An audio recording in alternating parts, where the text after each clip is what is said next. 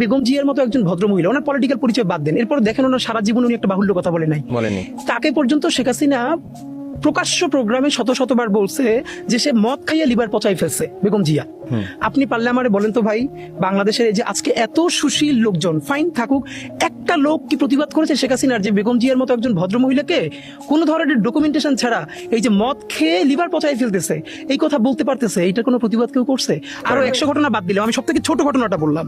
তো এরা যখন এই নিয়ে কথা বলে তখন তোমরা বুঝতেই পারি যে এদের উদ্দেশ্যটা কি। উদ্দেশ্যটা হলো এই নিয়ে আপনি হাসিনাকে গালি দিতে পারবেন না।